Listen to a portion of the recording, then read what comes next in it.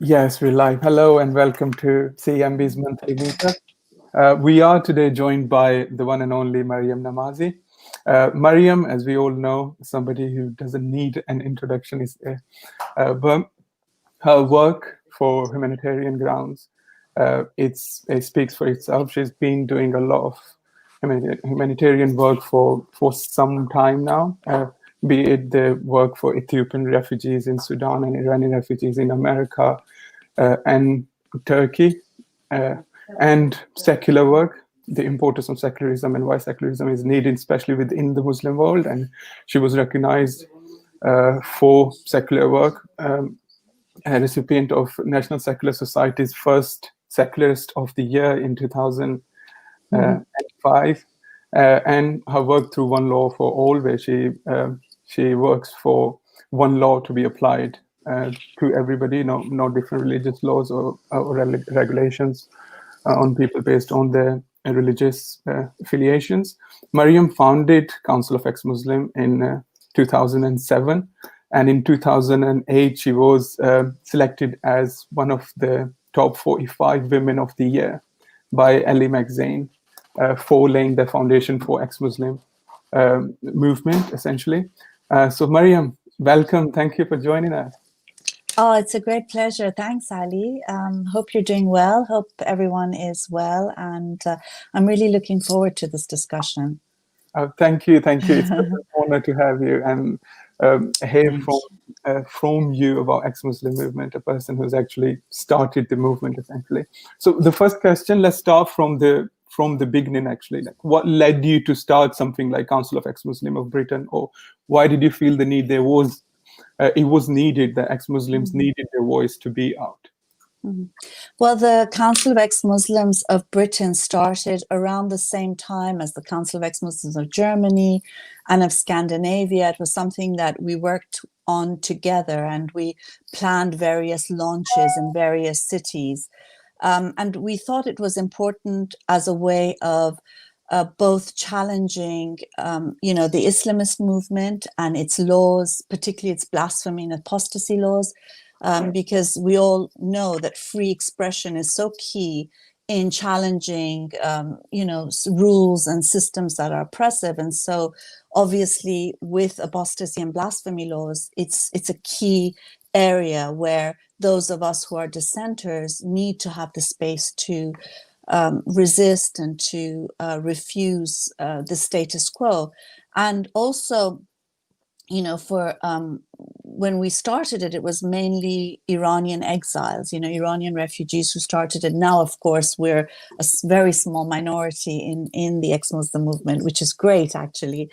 And it was because after we left Iran, we fled Iran, we were involved in struggling against an Islamic regime there. We were stunned to find that in Europe there were excuses being made for this movement, and criticism was seen to be Islamophobia, and the fact that all of us, many of us who are free thinkers, secularists, atheists, were being labeled as Muslims because, they couldn't fathom that we have free thinkers from Muslim backgrounds and secularists and socialists even, So it was a way of saying, look, there is diversity. We are also, though we're labeled as Muslims, we are free thinkers and atheists. So to challenge that identity politics and cultural relativism, and to challenge Islamism. So it kind of all came together under this banner of ex-Muslim. And of course, initially when it started, there were so few of us that there were people who said that, oh, you're making a big deal about nothing. You're just trying to bring attention to an issue that doesn't exist. You're just attention seeking. And now, of course, 12, 13 years on, we see that it is exploding, and that there was a real need, and it was a really important movement, and continues to be. Yeah, completely. And we thank you for that. It was, I mean, it obviously wasn't just me. There were so many others involved in starting the movement in various countries, and all of us putting our hands together and making it the movement that it is today. So, you know, I wouldn't take credit for the movement as a whole, but I'm lucky to have been there early on, so that I was able to see it grow in a way that's really, really such a great achievement for all of us, I think. I guess you've mentioned a couple of obstacles or challenges that you've faced in the beginning. Could you expand on them a bit? What were the biggest challenge or obstacle that you felt that was there that you had to overcome to start anything? Yeah, well, the challenge I think for us when we started it was the fact that we were surprised that there weren't many people who came forward to give their names and faces initially. And that was something, again, that from as Iranian activists, we found it quite astonishing that people born and raised in Europe were not comfortable to come forward and say that they were ex-Muslims and atheists. And so I think that was a very big challenge, because initially we were invisible. Ex-Muslims were really invisible. And I think that people didn't quite believe that it was an issue, or there was very little presence felt. And I think that was a big obstacle, getting people to feel comfortable to come out and to speak. And I guess it does snowball. You know, the more people come out, the more are able to do so, and it just grows exponentially from there. So I think, you know, that was one of the most difficult things.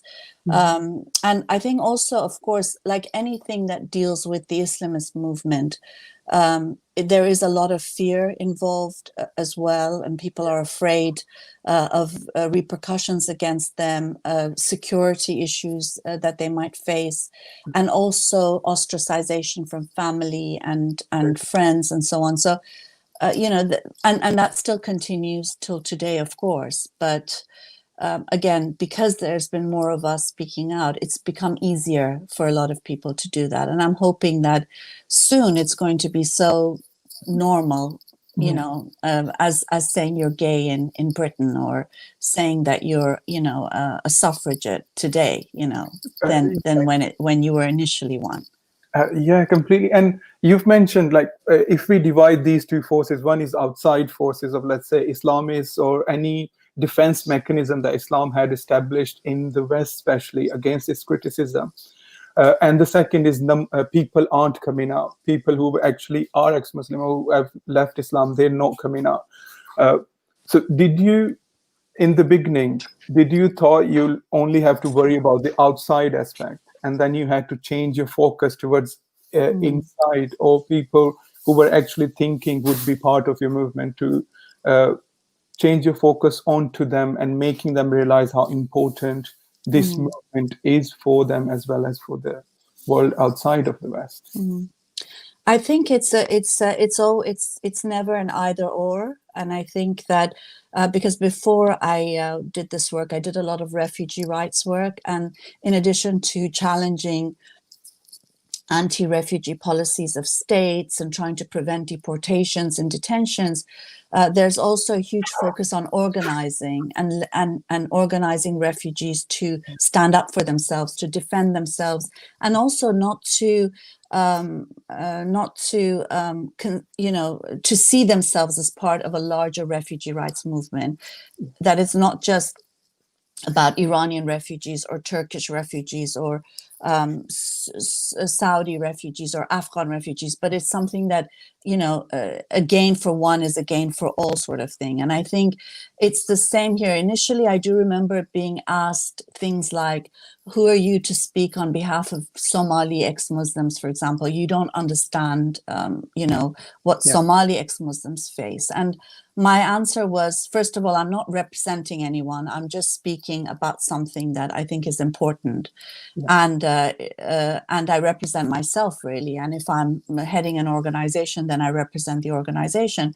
But after all, we are all human, and an ex-Muslim from Somalia and an ex-Muslim from Iran and an ex-Muslim from Pakistan and Saudi Arabia, we do have a lot of commonalities. And, it's interesting how Muslims are all one group, no matter what country they come from. But when it comes to ex-Muslims, suddenly, there's all these sort of limitations and restrictions on what we can and say and who we can represent and can't represent. And so I think, again, from my perspective, it was about organizing people, because I think that's always key, for the success of any movement. If we look at any movement historically, it is not, you can't just challenge the status quo. You need to organize so that you become a force to be reckoned with, because the reality is that those in power have all the machineries of suppression and media and everything, the state, in their hands. And so to challenge that, you do need to organize. So for me, it was something that was part and parcel of challenging Islamism, is organizing people who oppose it. But also, I think one of the important things for me is highlighting and shining a light on the many people who are already organized and resisting, because I think very often those people who I think are a majority are very often made invisible. And again, thanks to social media, we have a visibility that we would not have had it not been for social media, because the media is very restricted. It is very controlled, and access to it is near impossible. And the movement itself, ex-Muslim movement, or where it is now, well, let's talk about it back in the days. Was there a point where you were thinking about the future and thinking this is going to be a movement one day for intellectual pursuit or for social change or anything? No, because, the majority of things I have done in my life is nowhere to be seen. There's no record of it prior to internet days. And most things we do as activists don't count at all, and it is like screaming in the wind on your own very often. So it's not like you do something thinking, oh, this is going to be great. I'm going to be famous one day, or I'm going to create a movement. I don't think anybody thinks of it in that way. And even, calling it a movement sometimes, I find it astonishing that we're calling it that. So I do think that, nobody, you don't know. I mean, even a lot of campaigns that we've organized, like the Ex-Muslim Because campaign, for example, that was Rehana Sultan's idea, that became viral. And some other things which I thought were just as good ideas, hardly got a mention anywhere. So I guess it depends on many different factors. The time something takes place, I think that's quite key. And also the need for that at that specific moment, the various forces, which I don't know what they are. If I did, I'd have a lot more successful campaigns. Yes, it is. So in this journey now, which has been about 13 years, over 13 years now, was there one point where you thought, aha, this is getting traction now, this is getting big now, there are people coming into it in numbers now? I mean, I think for me, it was the Ex-Muslim Because hashtag. Because I think we were all astounded that it did become viral, that there were, I don't know, was it 150,000 tweets from 65 countries?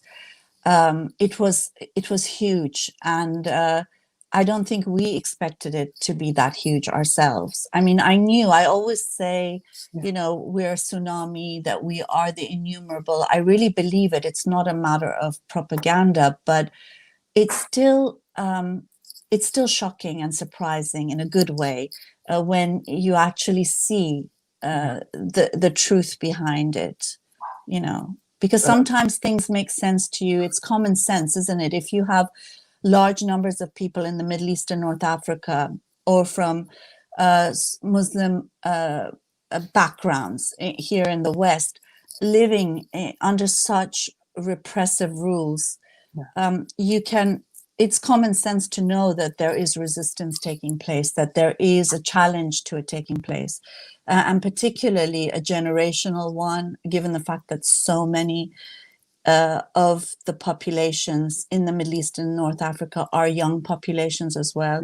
It's common sense, but then when you see it, that sort of, it verifies what you politically you think is the case. Yeah, that makes sense. If I ask you to compare, like, what ex-Muslim movement is now to when you started, what are some of the biggest differences that you see now? Well, I mean, I think definitely it's, the move from invisibility to visibility, from absence to having a presence. And I think, that in itself is huge, because you can't defend people's rights if they're not even seen, if it's not even, they're not acknowledged to exist, And so in that sense, I think that's been one of the main key sort of wins here. And I think it goes beyond just the issue of ex-Muslims, because like when women get the right to vote, it's beneficial for everyone in society. When there's LGBT rights, it benefits everyone in society, because, society as a whole makes progress and advances in human rights recognitions.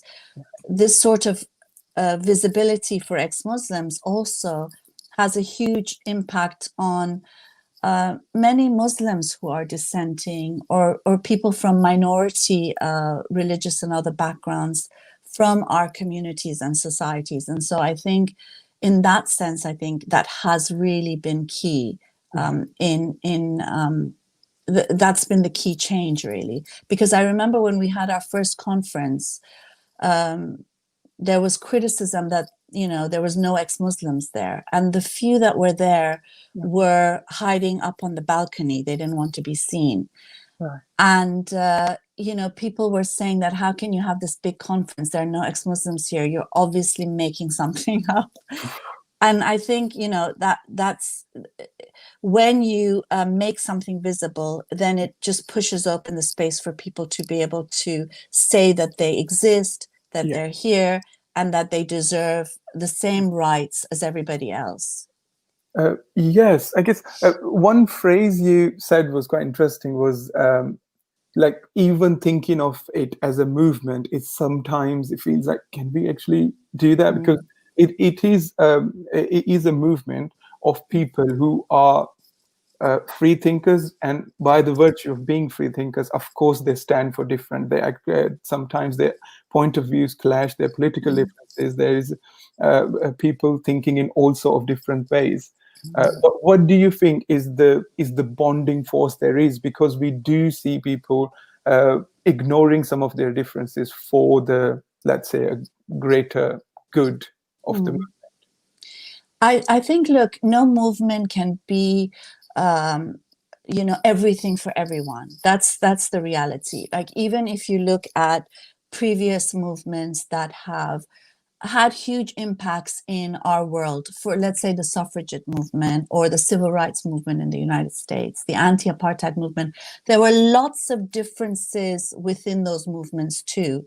From suffragettes who thought they should bomb churches, to others that thought that was, not the way to go. So there are lots of differences historically in these movements.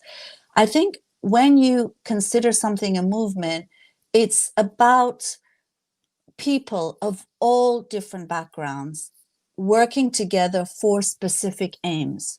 So in the same way that when you defend secularism, you can't expect secularism to be everything that you want. It's not. It's just separation of religion from the state.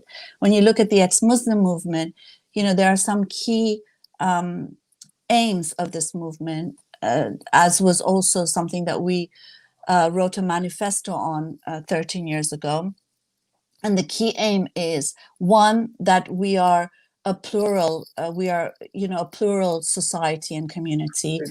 Yes. We are not one homogeneous identity. And the other is that we challenge Islamism.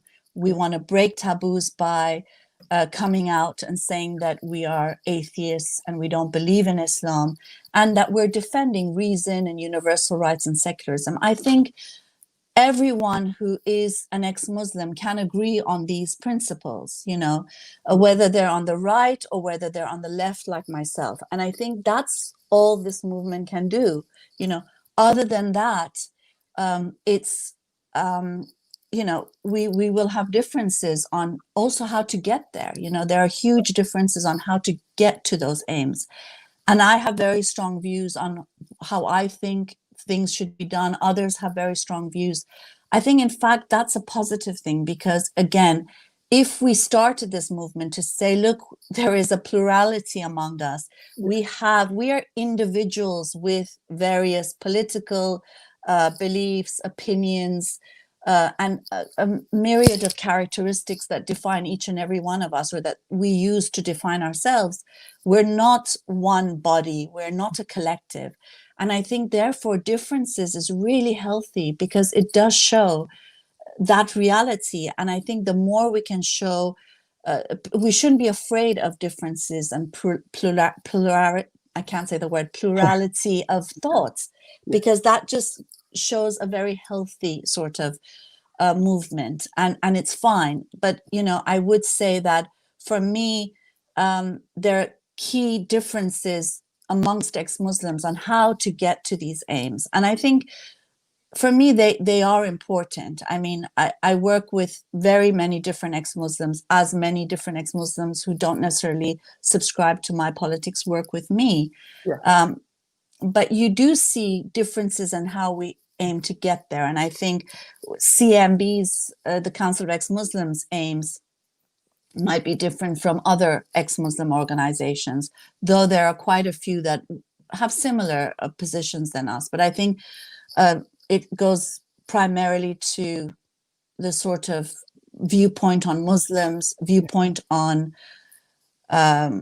the Quran, for example, viewpoint on migration, all of these, the placing of collective blame, these are all areas where we have huge differences. And I think it's healthy for us to discuss it and debate it. That's how we can bring about change. Yes, completely. And in the beginning, when you started, you said in the beginning of starting ex-Muslim movement or the organization, one of the biggest challenges was coming from identity politics from outside, and you had to tackle that. But isn't ex-Muslim movement is politics stemming from identity as well? How do you differentiate that? Yeah, I mean, I think there's a big difference between identity politics and movements for liberation, equality, rights. Identity politics actually comes from a challenge to the Enlightenment after the 18th century. It also comes as a way of, actually, it was very much part of right-wing politics to bring to sort of show that there's a difference between races. It was very much based in that idea. So, people who were of a different race didn't have the same intelligence. This was that politics, and that's why there was the possibilities of having, Jim Crow laws in the United States or apartheid in South Africa. Unfortunately, today, it's not only being used still by the right and the far right, it's also become an important part of many of the left's thinking. And it is regressive in my view, because the problem with identity politics is that it sees a group identity as the identity of everyone within that so-called group. It doesn't have any space, give any space for individuals who have different points of view, who are struggling against those in positions of power within that group. And also it, when you give a group an identity, it gives those who are in charge of that group the right to say what the group thinks and how it should behave. So in our case, it would be giving it, if we live in Europe, to the imams or the Islamic organizations or to the mosques and if you live in a place like Iran or Saudi Arabia or Pakistan, to the government there. They decide what the culture, what the religion of people are. And we know that's not, we know there's so much dissent taking place, huge amounts of repression taking place because there's so much disagreement. And I think that sort of identity politics is very different from women demanding the right to vote. It's not, it's not defending the right to vote is not defending women.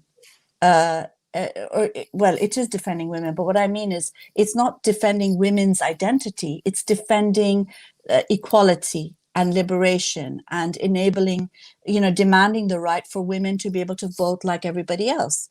The gay rights movement, it's not about defending a gay identity, because as we know, there are gay men and women who support Trump, and some who support Hamas, and others who support us. So it's not about a political position, but it's about equality, your gay marriage, equality for gay people. It's about not being criminalized for being gay, right? That's what the gay rights movement is about. With the ex-Muslim movement too, it's not saying that ex-Muslims are special or we're so special, and we're superior or we're different. It's saying, look, we as atheists and non-believers must have the same rights as those who are believers, and that the freedom of conscience includes freedom to be free from religion. And freedom of expression includes the right to criticize religion and Islam. And, and we're doing this in a context where you have an Islamist movement that actually punishes people who are ex-Muslim to death, people who are atheists, people who are free thinkers. So within that context, it is about liberation. It's about challenging the status quo. It's about challenging religious laws, apostasy laws, blasphemy laws, and saying it's like saying ex-Muslim lives matter also. They're not the only lives that matter, but they also matter. And I think that's very different from identity politics. It's such a mistake to conflate the two, because then you don't see so many social and political movements that are fighting.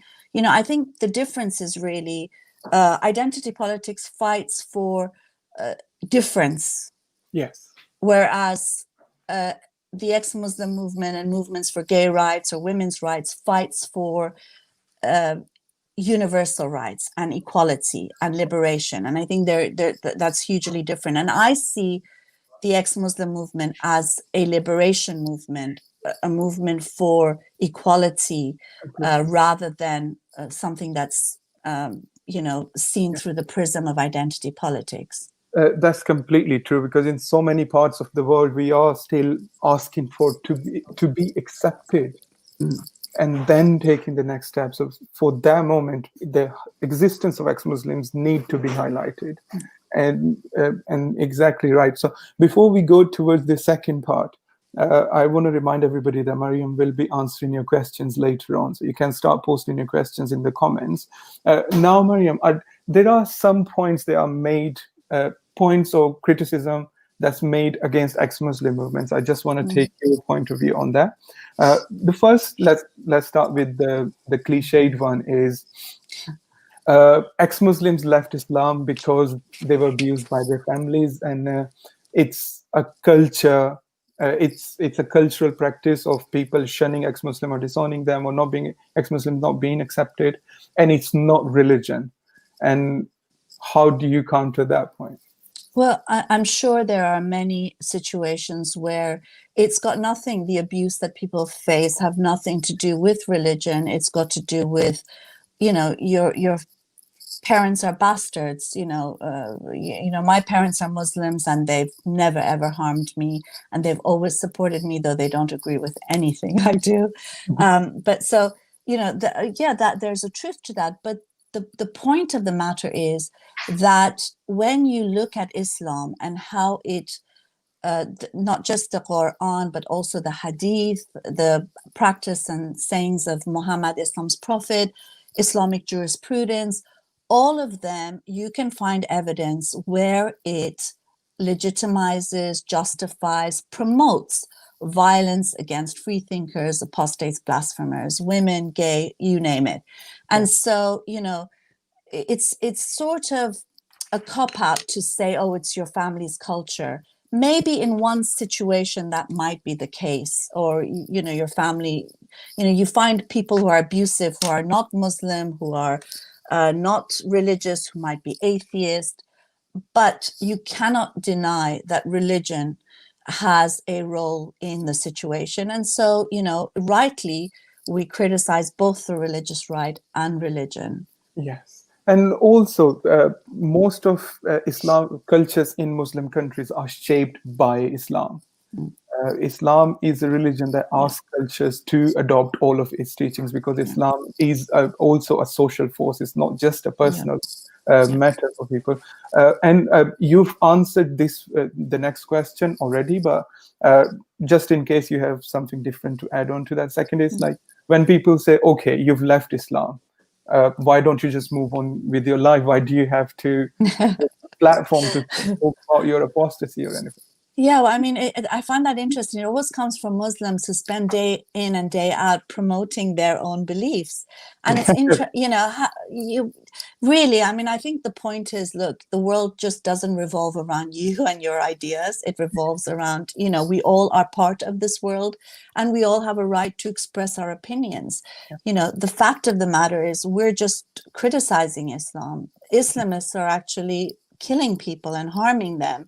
And so if you're critical of anything, you should be critical of that, and not people expressing their views. You may not like it. To be honest, it makes me physically sick when I hear verses of the Quran. When I pass a mosque, I honestly feel ill, because I've seen so much, you know, harm in Iran, with surahs of the Quran, you know, being played, and executions taking place, and religion being used for every justification.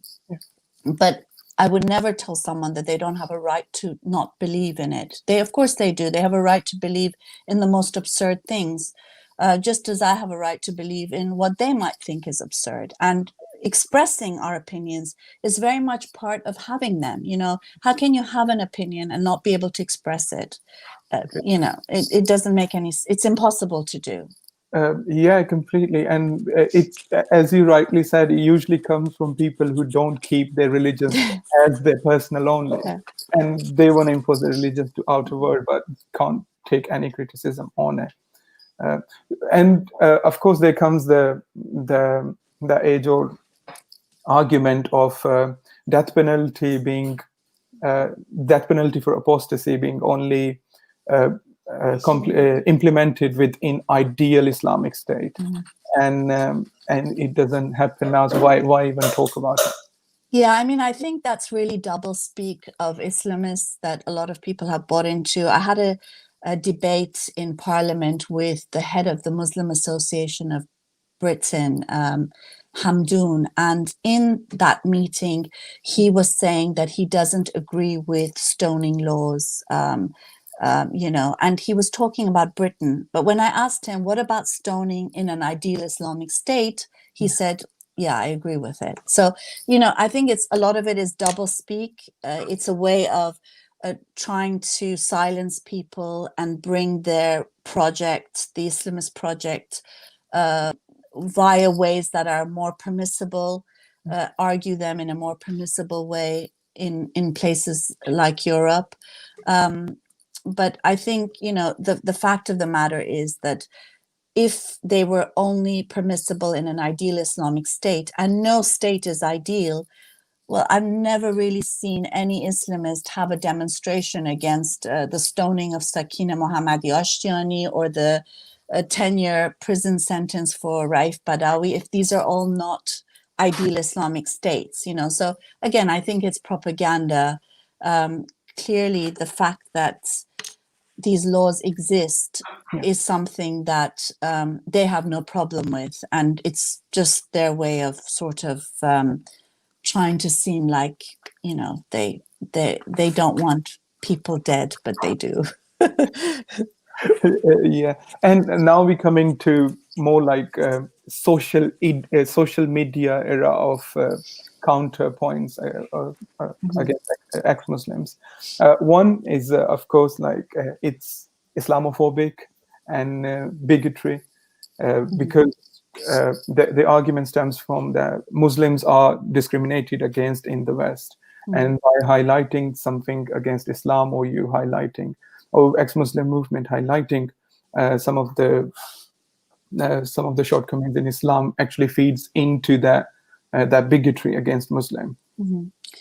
I mean, I think one of the things with this word Islamophobia is that it has become mainstream definition for bigotry against Muslims, really. And so very often when we, take a placard at Gay Pride saying Islamophobia is an oxymoron, for example, we're talking about Islam as a belief, and saying that people have a right to not like it, to dislike it, to criticize it, to mock it. And that's not the same as mocking and disrespecting and, harming actual people who are believers, in the same way that lots of Muslims criticize atheists, but we don't say that it's a phobia against us and they're not allowed to speak. I mean, the reality is if criticizing our beliefs is a phobia, then a lot of the Quran would be hate speech, and also a lot of the things that the Islamists say and some Muslims say about us. So I think, we do need to, unfortunately, we have to constantly explain this because it is a mainstream position and lots of good progressive people have taken this position. So we have to keep explaining that criticism of a belief is not racism, it's not bigotry. And also the fact that even if Muslims are a minority in Europe, well, we are a minority within a minority, and still we don't really count. So I think it really goes to show what's being protected here with this term. And I think very clearly what's being protected is Islamism, the Islamist project. They have promoted this word as a way of preventing any sort of monitoring of what they do, any sort of criticism of what they do, by quickly equating it with bigotry. And like, unfortunately, anything, we just have to keep explaining it while at the same time opening up the space for criticism of religion, criticism of the religious right. And I think also, though, that's, the CMB perspective, that's very much my own perspective, is that we also have to challenge racism because, fighting for rights is something that has to be done on many different fronts. And it's important that whilst we open up the space for dissent and blasphemy and apostasy, that we also make sure that we're confronting racism as well. Yes, that's great. Thank you. And if we come towards the form of or the type of activism that comes from ex-Muslim movements, like we've done some of the most expressive forms of activism, let's say, whether it's carrying the banner Allah is gay in the Pride, or topless photo shoots, or topless namaz, which isn't out, by the way. We did topless prayer once, but it's not out somewhere. And the point that comes against that, our type of activism, is why provoke anger? Why do you feel the need to, let's say, hurt other people's sentiment? I mean, the thing is that I think one thing about the issue of provocation is that we have to recognize that everything provokes the Islamist movement. I mean, what did the 50 villagers in Mozambique do in that village who were beheaded? Or the students in Afghanistan who, or mothers and babies in a maternity ward in Afghanistan who were killed by the Islamists there. So every year, tens of thousands of people are either killed or wounded, most of them in the Middle East, in Africa, in Asia, by the Islamist movement. And, to sort of say that provocation is at fault it sort of blames the victims in a way, and also doesn't recognize the fact that they're provoked by everything. By, if you don't wear a veil, they're provoked. If you're gay, they're provoked. If you're an ex-Muslim, they're provoked. If you decide to dance, they're provoked. If you sing, they're provoked. So I think that's really a non-argument, because no matter how many restrictions you put on people, they will still kill. And I think that's something that hopefully eventually they're going to realize. But on the other point is that if you want to open up the space for that which is impermissible, that which is taboo, that which is sacred, and is untouchable, how can you do it? Because we come from a movement where we don't kill, we don't harm, we don't threaten. The only thing we have is our creativity and our expression, whether it be with an Allah is gay placard, whether it be through topless activism, whether it be creating a woman's Quran.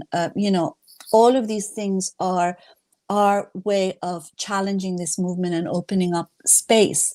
And when you look at it, in fact, I think our movement is such a hopeful movement, because when you see that we're faced with an Islamist movement that decapitates people and murders them for what they think, the fact that we are doing things, going in gay pride and holding up an Allah's gay placard is such a funny, light, humorous way, creative way of challenging them to their core, and I think it's such a positive thing to do. And, rather than looking at us as provocative, can you please point the finger at those who are really making the provocation? Because provocation is not our speech, is not our beliefs. It is murder. It is the fact that they are murdering people. They are threatening people. That is the provocation. And in fact, our response is one that, is the least that we can do to challenge this movement in a way that doesn't do what they do. So it does the opposite of what they do and brings hope instead of despair. Yes, completely. And you've tied into the last thing was I was going to ask that there are people out there who say ex-Muslims or ex-Muslim movement is a hateful movement. If you still want to add something to it, because you've ended with how hopeful and positive it is, actually. Yeah, I mean, I think we are responding to hate, and it's like saying, I don't know, the suffragettes it was a hateful movement. The anti-apartheid movement was a hateful movement. The civil rights movement was a hateful movement. Yes, there were lots of people who hated those movements because they challenged their privilege, they challenged the status quo. They were very hated at their time. Nelson Mandela was called a terrorist by the British government initially. Peter Tatchell was considered a threat to the security of the state, I don't know, decades ago. Now he's a national treasure. Who go figure. So I think, in a sense, what we are challenging is hate. And really, there's everything that we do is in defense of people's rights. We have always been adamant that, we defend the rights of Muslims to believe what they want, defend the rights of migrants, of asylum seekers, and also, to show how clearly all of our lives are linked with each other. Fighting for universal rights means not just for us, but for everyone. So I think it's really the other side of hate. It's the other complete antithesis of the Islamist movement, which is, death and despair and darkness and hate and violence and misogyny and homophobia. And we, on the other hand, are promoting universal rights and hope and lightness and laughter. And I think, that is one of the best challenges to this movement, which is why we are so hated. Completely. And before I go towards the question from our viewers, there have been recently some criticism against ex-Muslim movement as a whole. them being there is a group thing that if you disagree with some of the bigger names within ex-Muslims, that you be disowned from the government, or it's a cultish movement. What's your take on that? Well, I mean, I think, if a cult is, for example, a place like I think all religions are cults, really, but where everybody has to agree. If you disagree, you're ostracized, you're punished. Dissent or questioning is forbidden. You're not allowed to leave. It's very abusive, and I think it's absurd to say that about a movement that promotes free thoughts and freedom of conscience. And the other thing too is that even if you look at all the leaders, so-called leaders of the ex-Muslim movement, and I wouldn't even say of our own organizations, let's say leaders of our own organizations, Jimmy and I and Imad are spokespersons of the group of CMB. We all have very different opinions on lots of things, from Black Lives Matters to Brexit, and those are our personal opinions because they're not statements made by the Council of Ex-Muslims of Britain, but we also are thinking political people, and we have positions outside of the mandate of the movement that we're involved with. Some of us are involved in many different movements, and so I think the fact that there's not just one leader, and the fact that there's so much difference of opinion amongst everyone in this movement. I mean, it's constantly, you can't be cultish. And also, the other argument we get, the criticism we get, is that we're eating ourselves from within because we're fighting. But we're arguing. That's healthy. Healthy. We're challenging. We're challenging a movement that kills people for arguing. And so I think, we should be so proud that we argue so much and that we're constantly challenging each other. And I think that is the other spectrum of a cult, and I think in the age of Trump, where you can say whatever you want and, everything is a fake news and lie, if you don't agree with it, I think these are those sort of ridiculous assertions that really have no basis in the reality of this movement. Yes. Okay. Thank you. I think we don't have much time, so we should start taking questions from our viewers. This isn't a question, more like a statement, but atheism is like theism. It's a belief system. The difference is atheism is a religion without God. Theism is a religion with God. Would you like to? Okay, I'm sorry. It's, I've seen there's lots of other examples, but, someone who doesn't collect stamps is not another collector without stamps. It's sort of like, no, atheism is just saying that you don't believe in God, you don't believe in religion, you don't believe in a higher being. So how can it be another type of religion? Yeah, so no. Okay. Sorry. Thank you. I'm just going through some of the comments.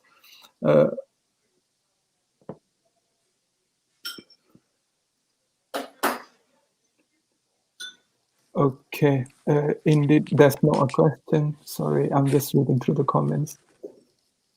Okay. Maryam, what do you think of Meena Ahadi? I think Meena Ahadi is wonderful. Meena Ahadi is a worker communist like I am as well. We work very closely with each other. She started the first Council of Ex-Muslims in Germany. We were together, and we continue to work together. So yeah, wonderful woman. And she's done many other things as well. Thank you. Question, ex-Muslims exist. Everyone recognized our existence. What is the next step? How can we change the law? Something like a political party or promoting MPs? Well, I think from my perspective, everybody will strategize and decide what's important to them. I think from my perspective, it's to continue to fight, not just for recognition, but the main aim is to challenge the Islamist movement, both here in Europe and in countries where they rule, trying to get rid of blasphemy and apostasy laws, trying to get rid of Islamist organizations and their political projects here in Europe. So there's quite a lot of work that still needs to be done. The recognition is just one step of a very long struggle that we have ahead of us. Thank you. Hi, Maryam. I wanted to know about your ideas on Islamic reformation pushed by activists such as Maryam Namazie, etc. Do you think Islam can truly be progressive, or will it inherently be dogmatic? I mean, I think Maryam Namazie has become a Trump supporter now, and he's been promoting a lot of conspiracy theories from these sort of very far right websites and all. But anyway, that's another issue. On the issue of Islamic reformation, I mean, I think. You know, I don't believe it's possible. I don't think, for me, Islamic reformation is like saying fascist reformation or apartheid reformation. I think ideas that are inherently inhuman, you can't reform them in the same way that Christianity hasn't been reformed in the sense that they haven't torn out all the pages of the Bible that were bad, or, you know, gotten rid of a lot of the dogma. What's happened is that Christianity, for example, has been pushed back by an enlightenment so that it hasn't got the same power to do what it wants to do. And so I think with Islam as well, from my perspective, the answer is to make sure that it doesn't have access to political power. And then the reality is that people can be reformers if they want. They can reinterpret the Quran in a million ways. None of them will have their heads decapitated. And in the same way that people can be Catholics for choice and nothing happens to them, you know. So I think inherently, I don't subscribe to liberation theology, and I think theology can never be liberatory. And so, but remove its power, and then it can be anything, because, you know, they'll start feeding the homeless, and as they do here, you know, feeding the homeless, having soup kitchens, shelters, because they need to still remain relevant. Yeah. You know, so I think, that for me, it's not possible. Yes, you're exactly right. It's like trying to look for an answer within the problem. Why not just look beyond it? Like, for me, Islam, how do you go about reforming an ideology that calls itself absolute and timeless? Yes, of course, humans are better than the religion. Muslims do change with time. The problem is when the change is proposed. Islam has never been good with proposed change. Evolutionary change happens. It's been 1400 years. Some things are going to change with time, but when it comes to proposed change, because it goes directly against the basis of Islam, which is its absolutism, which is it being completely a complete religion. That's where the problem is. 100%. So the next question is, that's interesting, Maryam. Okay. Have you ever tried to trust Jesus, the Son of God, or did I couldn't even. Sorry, I mean, I think actually my mom was a Christian until she had to convert to marry my father, because she's from Nepal. She was a Protestant, and I just kind of think that why would I go from one rubbish idea to another one? I'm sorry. I mean, from my perspective, religion is rubbish, and it is superstition. It belongs to another era. I think it belongs to a time when people couldn't explain what was happening in the world, and they needed this sort of explanations. And I think the reason it exists today is because it has so much use still in controlling in people and in silencing people. But no, I never thought about it for a second. So. Rishwin, Rishwan, if you don't know Rishwan, please look him up and start following Rishwan. He's a brilliant guy. He's doing so much work, ex-Muslim work in Sri Lanka. The first two parts are about thanking Maryam of how establishing an ex-Muslim organization in Sri Lanka. And Rishwan thanks you for that. And the question is, what's your view on those who leave Islam and follow other religions and call themselves ex-Muslims? Well, I mean, I guess people can call themselves whatever they want. And the fact of the matter is that there are people who leave Islam and then become Christians or Jews or Hindus or Buddhists or whatever, and they have as much right as us. I mean, from our perspective, we are an atheist organization. We're an atheist movement.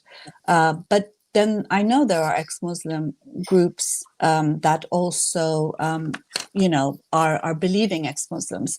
And I think that's fine. But the reality is, as I mentioned before too, is that when we fight for the rights of free thinkers, it also helps to fight for the rights of religious minorities. So Ahmadiyya, Baha'is, Christians, from sort of Muslim majority countries and Muslim so-called communities here in Europe.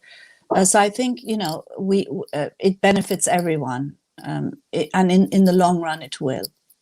Completely, thank you. Last part, do you think they still need the identity for activism? I think he's still talking about people who leave Islam to join some other religion and call themselves ex-Muslim. Here in Sri Lanka, CMSL has clearly said that we are an organization of irreligious people only. I guess the boiling point is, should the ex-Muslims organizations who are overwhelmingly atheist ex-Muslim organizations allow people who leave Islam for other religions to be as much a part of the movement? I mean, I think definitely this is an atheist. This is the ex-Muslim movement as a whole. It's going to have lots of different people in it, but I think it is a free thought movement. And so, I mean, there'll be people who also join other religions, but it is a movement that, I mean, the whole premise of the ex-Muslim movement is we renounce religion, not just Islam, religion. That's the premise of all the founding manifestos of the original ex-Muslim organizations. And so I think, of course, people have a right to identify any way they want. But I think our movement is a movement of irreligion, of the non-believers. Thank you. Okay. What advice would you give to someone who's leaving the religion in a religious household? My father is a Maulana in the local mosque, and what would you think I should do as a young gay person? I mean, I think, gosh, that's a very, very difficult situation to be in. And I wish you all the best and send you lots of love and hugs and, everything virtually that's possible. I think, no one can really advise you on what to do because you know your situation better than anyone. You know how safe you are to do things, what boundaries you can push, what options are available to you. And again, those options differ depending on the country you live in, of course. So if you need some specific, maybe support, do get in touch with us. But again, I think very much so, exactly. I think people know what they need to do or how much they can do. And it might be that they don't have the support that they need or the options that are necessary, but I think you would know what you need to do. And hopefully there are so many organizations out there who hopefully will be able to help and support you in any way that they can, including ours. Great, thank you. Before we finish this, Maryam, do you have any advice for younger ex-Muslims out there, for people coming into the ex-Muslim community, new people? Any advice, any thoughts for those people? I mean, advice-wise, I mean, it's quite difficult because I think again, our experiences are all not similar and we all have very different experiences and needs as well. And the types of support that we need is really could be very different as well. Some are in situations of life and death, others may not be. I think the main thing is that don't feel alone. I think that's really key, is that you aren't alone, and there are many of us, and it's always helpful to make links with people who are in a similar situation to yourself, who are like-minded. So joining, for example, local meetups. Now, of course, because of COVID, everything is online, but even online meetups might be a good way, and it helps. It could help. There are web forums. CMB has one of the oldest web forums in this movement that you can still join. Support groups, for example, we have online support groups as well. So just connect with other people. I think it really helps not to feel like you're crazy and not to feel alone. And just meeting other people who are like you makes a huge difference. And I think, of course, safety is also very key. So you always have to think about your safety. What one person does and that's good for them won't necessarily be good for you, and you need to, and you know your situation better than anyone else, and just to know that, obviously, we're not like, the reality about our movement is we're not like churches. We don't have billions of pounds and huge gold-plated buildings that are totally being used for uselessness when there's so much need, and those buildings could be put to such good use. But, we do have limited resources, but we are also able to support in various ways. And between all of our organizations, hopefully people can get the support that they need. And yeah, we are there for you. I mean, the reason we have this, like we have CMB, for example, is to be able to provide a support, to provide a network, and also to highlight the realities of what it means to be an ex-Muslim, an unbeliever from a Muslim background. Yes, completely. And be happy with yourself, be proud of yourself, because leaving Islam isn't an easy thing to do.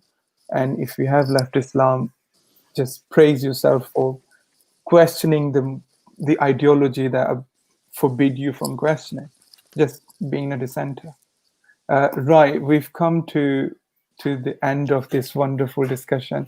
It was such an honor and great listening to you, Maryam. Thank you for joining us. Thank you, Ali, for just being so wonderful in organizing this and having such brilliant questions. And you're so lovely and easy to talk to. It's fantastic. Oh, no. And I don't have my reading glasses because, I'm like 54 now, so I can't see anybody's messages, but I'll have a look at it after we get off. Yes. And I hope we were able to answer everyone's questions, and hopefully if there are lots more and we haven't been able to, we could have something like this again down the line in a few months. Yes, that'd be great. There are some lovely messages for you, Maryam. Hannah, thank you. She's so eloquent. Maryam, yes, of course. Thank you. Rishwan says thank you. Everybody says thank you. Thank you, everybody, for joining us. Thank you, Maryam, for joining us. Before we end this, I just want to remind you about some of the things we do at CMB. Please visit our webpage, which is Council of Ex-Muslims of Britain. .org.uk, and our forum. If you want to be part of a discussion, just have discussion, talk to people like yourself on our forum, search for that. And we offer, besides this monthly meetups, our next one is on 15th of December, which the link will be up soon, and the details as well. Sport groups. Sorry, can I just also say something which I don't think you know yet, Ali, as well, is that finally the ex-Muslim women's film has been completed, and we're going to have a premiere screening of it on the 10th of December. So that will also be something, the link will be on our website. Sorry. That's brilliant. Go check our events page for all the details for that as well. And our support group, if you feel the need of just talking to people, we offer peer-to-peer support group organized by what do you call it? Savin Bapi. Yes, Tardi, yeah. a learned psychotherapist. Please, if you want to be a part of that, send us an email at hello at exmuslim.org.uk, and you can reserve your seat there. And keep checking our website and our Twitter account for further details. Thank you so much. Great. Thank you. Bye, everyone. Halima, I'm sorry. Yes, hello, Halima.